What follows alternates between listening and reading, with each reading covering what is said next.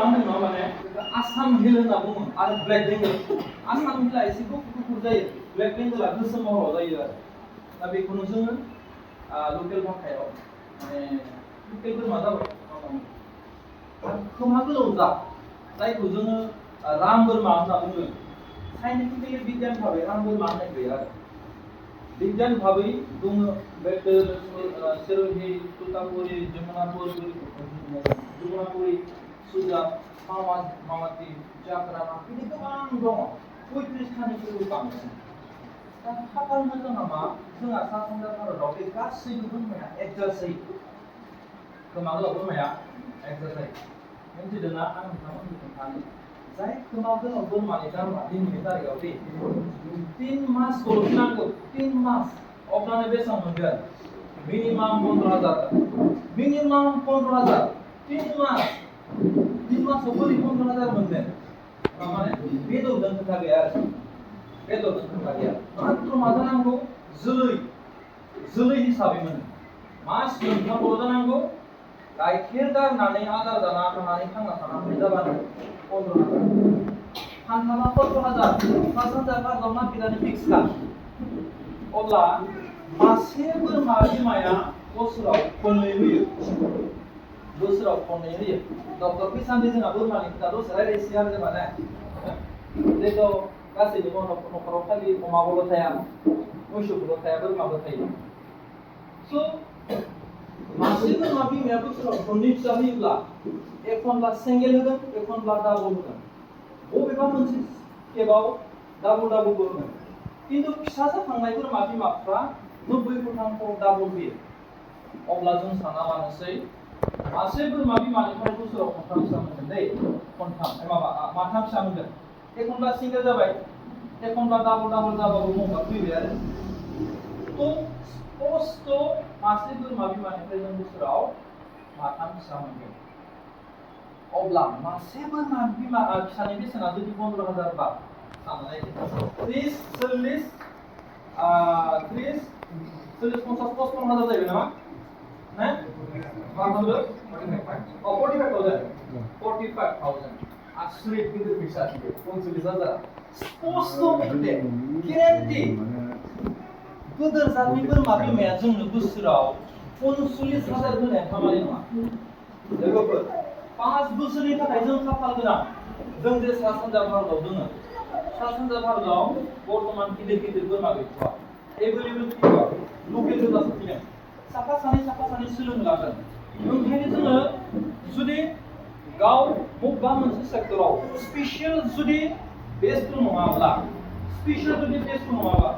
आरो बै बेस्थ थाबाय थानाय खामानिया जुदि नोंनो मोजां फैसा होआखैबा सोलिनायाव जुदि दिगदार खालामबाय थादोंबा थ' बोरमा आबादाव फैनो हायो बोरमा आबादाव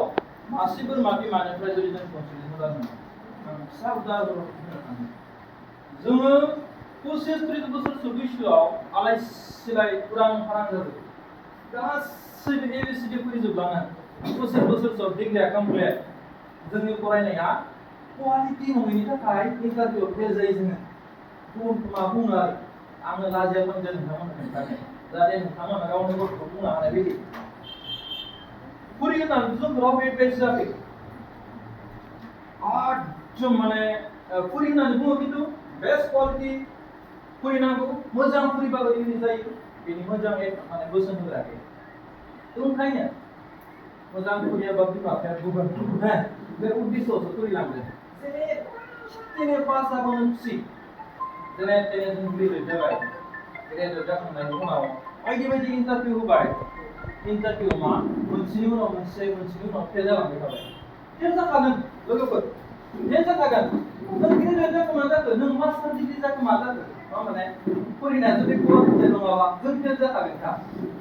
अब्ला बिदिनो आंबो गोबां इन्टारभिउ होबाय फेल जाबाय अब्लासो बुजिबाय क्वालिटि बुस्थुआ मा बुस्थु जोंनि फरायनाय थानाय अबस्थायाव जों जुदि मोजां थांखि गैयाबा जोंनि फरायनाया क्वालिटि जायामोन बेटा बिदिमोनखौ बेखायनो उन्दै बैसोआवनो मोजां मोनसे सिमां सायख'ना होखा जाहाथे बै बुस्थुखौ मोनहैनो थाखाय मोनसे क्वालिटि फैनांगौ नङाबा लास्टआव जोंफोरबायदि इन्टारभिउ होनानै फेल जाहैनो नागिरो जिउआवबो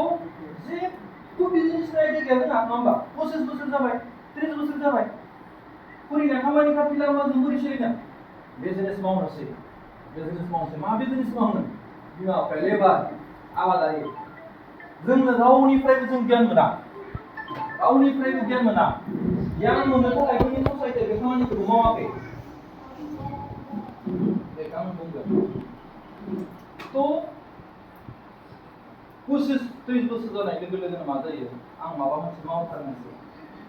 बे मानसिया हयथ' बोरमा आबादावनो फैबाय गियान गैया फेल जाबाय माइ बेफारखौनो खालामबाय फेल जाबाय गय बेफारखौनो खालामबाय फेल जाबाय बायदि बेफाराव माने जों आगान होफ्लाङो 25-30 बोसोर बैसोआव बेनिफ्राय 90% फेल जानायनि चान्स थायो बे खोथाखौ नुदों आङो 90% फेल जानायनि चान्स थायो बेसारा जिन्दगियाव बिजनेसनि नलेजबो गैया फेल जाखागोन स्ट्रेस हयथ' हिन्जाव मानसिबा गोसोथोनायनो गारजागोन हौवा मानसिबा गोसोथोनायनो गारजागोन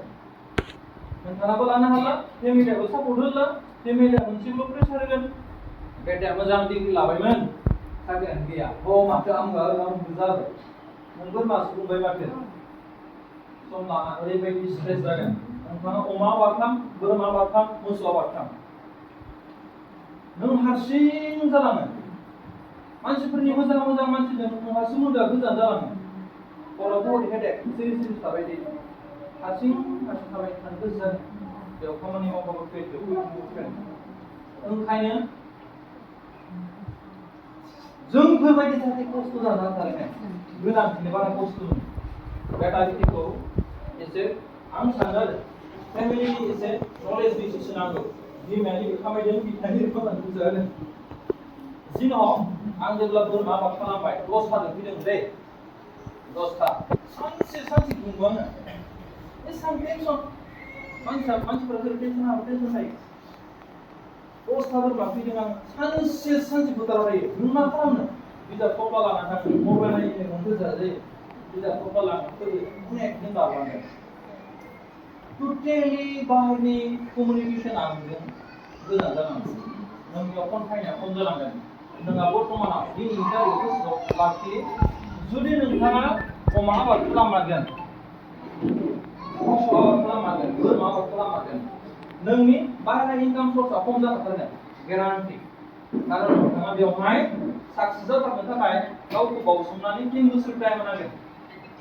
बे 3 बोसोर टाइम होबासो नोंथाङा अमानि आखल आखुखौ मिथिगोन बोरमानि आखल आखुखौ मिथिगोन मोसौनि आखल आखुखौ मिथिगोन जेब्ला मोजां आखल आखुखौ मिथिगोन अब्लानिया बेजों सोमोन्दो गोनां बेमारजों नों मोजां फाहामथाय होनो हागोन लासै नों हारसिं जालांगोन आरो मोनसे समाव